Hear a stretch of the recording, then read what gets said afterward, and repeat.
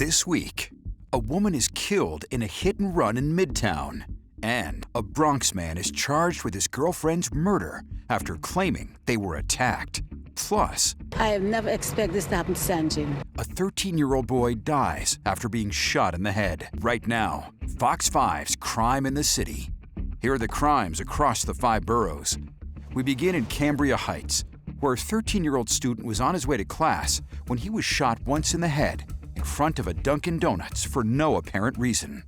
And a tragic update in Queens. A 13-year-old boy has died after spending 2 days in the hospital. The teen was hit by a bullet while on his way to school. And tonight, his family speaking about their heartbreak and the senseless gun violence. Fox 8's Kendall Green is live in Glen Oaks. Kendall?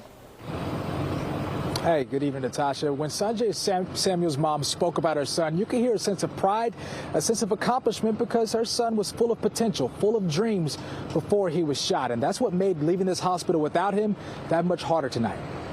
Valine Griffith's world has been crumbling since Monday when she got that call about her youngest son, 13-year-old Sanjay Samuel. I was at work when I got a call, so your son has been shot. And I left my job and I came over here straight. The teen was on his way to school when around 8:20 that morning, police say someone approached him and shot him in the head in a Dunkin' Donuts parking lot in Cambria Heights, Queens. His mom shared this video of Sanjay, who you can tell was the life of the party, the entertainer, nicknamed Peanut. But Sanjay would spend his last days on life support at Cohen's Children's Hospital. His mom says the hardest part for her was watching him lie in his hospital bed, unable to put up a fight. I'm just numb. I'm just numb. I'm just numb because I never expect this to happen to Sanjay. I have never expected this to happen to Sanjay. Sanjay is the sweetest child, the sweetest person you would love to get to know or to know. Sanjay's uncle, Elvin, learned there were frequent fights in the same area where his nephew was shot. We should probably have been having more police officers in that particular location, both in the morning and in the evening, to prevent such things from happening. While a mother prepares to lay her teen son to rest, part of her heart aches because her son isn't the only loss. I said it early on, I lose little Sanjay, also that mother lose her kid.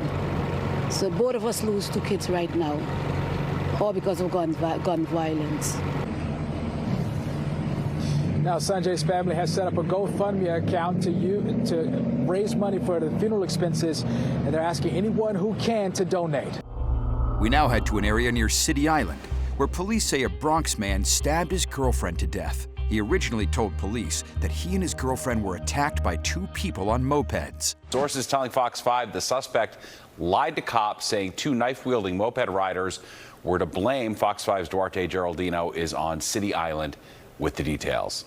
This is just heartbreaking. Police say her boyfriend stabbed her to death. And people who lived with her in this big, beautiful new building in the Bronx say not only are they shocked by the crime, but by the idea that the man she loved could have been her killer. Detectives walked 44-year-old Franklin Bataillas out of the 45th precinct in handcuffs Friday afternoon. He's charged with murder, 2 counts of assault, and criminal possession of a weapon. Bataillas lived with his girlfriend, Antonella Contreras Linares, at this Westchester Avenue building.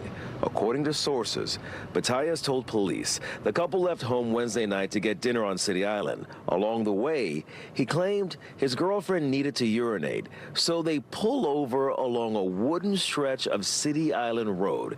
That's when he claims 2 men on mopeds pulled up. He ran off. She fought back. They stabbed her over and over again.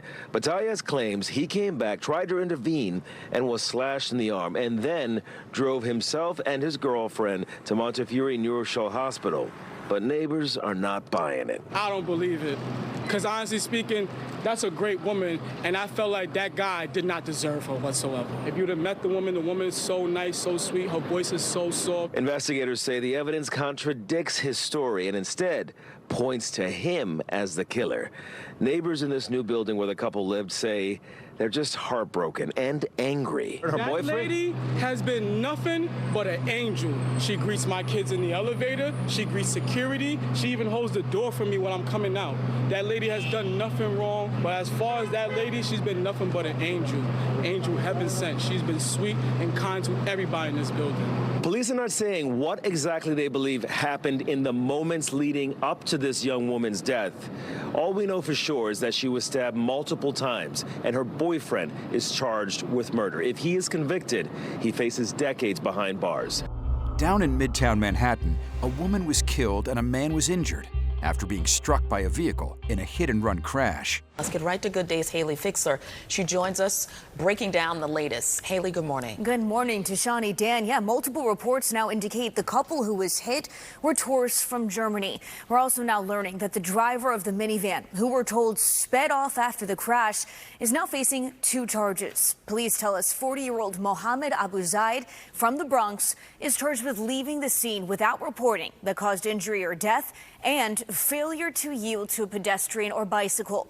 Before 3 o'clock yesterday afternoon, police say a Toyota Sienna hit the couple on 40th and 5th Avenue, right near the New York Public Library. We're told Abu Zaid tried to avoid blocking a box truck, and that's when he allegedly went in reverse when the box truck came up behind him.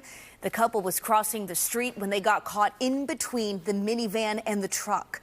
Officers say the 50-year-old woman died. We're told her 55-year-old husband is in the hospital right now with a skull fracture. Police say Abu Zaid promptly sped off after the crash, and they caught up with him a few blocks away. They say he had a dented bumper on his van. Take a listen to what witnesses tell us. I was walking back from lunch, and I saw this man in front of this truck, he seemed out of it, and he was leaning up, and he had blood all over him. And then I walked around the corner, and everyone was starting to take video, and I'm just wait a second, where's all the ambulances or police cars? And I called 911 immediately. I heard that there was an accident. It was all taped up, and then there was unfortunately a body on the floor. The driver could be arraigned as early as this morning. Over in Penn Station, there was a police-involved shooting after a man attempted to rob a couple, both of whom were off-duty police officers. Sources say that this all unfolded at the end of the evening rush home on an LIRR platform. Let's get right to Fox 5's Richard G. Covis live inside Penn. Richard, what can you tell us tonight? Natasha, based on what police sources are telling us, that suspect picked the wrong couple to attempt to rob from tonight. They're saying that it was a 32-year-old who attempted to steal from a man and a woman, but it just so happens that that man and woman were 2 NYPD officers who were off duty, not in uniform, standing on an LIRR platform. And it was the female who supposedly took out her gun and started firing and striking that suspect. We are unsure of his condition tonight, but obviously this is a big scare in the middle of Midtown's transit hub here at Penn Station during the evening rush. This suspect picked the wrong couple again to steal from, all unfolding on the platform on tracks 18 and 19. This is part of the LIRR inside Penn Station. It was around 7 tonight when police sources tell us that 32-year-old man with a long rap sheet entered the station and attempted to rob both of those off-duty officers. The female allegedly pulling out her handgun and firing at that suspect. The suspect, it turns out, was last arrested just a month ago for assault. Before that, sources say he was arrested 4 other times. LIRR commuters tonight inside Penn saying it's concerning as something like this is. It just proves how aware New Yorkers need to be. Yeah, and I feel for the officer, I feel for but it doesn't discourage me at all. It happens. It could happen anywhere. It could happen in traffic. It could happen in the train. So I don't think it's not going to change anything. What do you got to do? Be aware? Yeah, you just got to watch out. You just have to watch out. That's the theme here tonight at Penn Station. The tracks here, 18 and 19, are back open tonight. Trains are coming in and out here on the LIRR. But police, though, are still investigating. No word on the condition of that suspect, but we can report that both NYPD officers, they are a male and a female, were told they're a couple. They are okay tonight. And finally, in all of New York City, gang violence is at an all-time high, police say, with members getting younger, some barely in their teens. New York City is no stranger to gun violence and gangs in certain neighborhoods, but now police are finding them all over the city, and gang members are getting younger and younger. Meanwhile, Lisa Evers takes a closer look in a preview of this week's episode of Street Soldiers. Once upon a time, gangs in New York were mostly found in low-income, high-crime areas, city jails like Rikers Island and state prisons. But now gang membership in New York City is at an all-time high. That's according to multiple law enforcement officials. And the age of the gang members is barely in the double digits. This chart from Vanguard Crime Strategies, LLC, shows the overall structure of gang life in New York City. It looks organized, but it's complex and even chaotic, with shifting alliances and even coalitions between former rivals called ops. In New York City, there are 4 main nationally affiliated gangs: the Bloods, the Crips, Folk Nation, and the Trinitarios. Under them, there are hundreds of smaller groups called sets or crews. There's no exact census on actual numbers, but law enforcement officials estimate it's in the tens of thousands. They're putting everything online, or whether they're rapping about their ops, or whether they're kicking over candles, or whether they're actually doing drills. They're doing everything online, and they're documenting and creating their own digital footprint. We had exclusive access to NYPD Gun Violence Suppression Division takedowns in Brooklyn, Queens, and the Bronx, where police and prosecutors put alleged trigger pullers in handcuffs. Police say both shooters and their victims are getting younger, and 96% are minorities. You have to realize that about 65% of our shootings in New York City historically have a gang nexus. Gang members' digital boasting and posting of crimes and threats leaves a digital fingerprint and a fast track to a conviction, says prominent criminal defense attorney Arthur Aidala, who represents Chef G. The pictures of you with the guns that you put on your Instagram page, well, we got that. The picture of you doing some kind of rant about something, that's going to come in. Or if at the very least, it's going to be used against you. Hip-hop community activist Hassan Hocus 4/5 Harris, a former gang member, ignited the internet when he started the Drop My Flag Challenge to encourage young gang members to leave gangs before it's too late. The former member of the notorious Bronx blood set called Sex Money Murder was acquitted in 2012 of conspiracy charges that could have kept him behind bars for life. Some of them might even look up to me and who I was, not understanding that I come up in an era, it wasn't no cameras.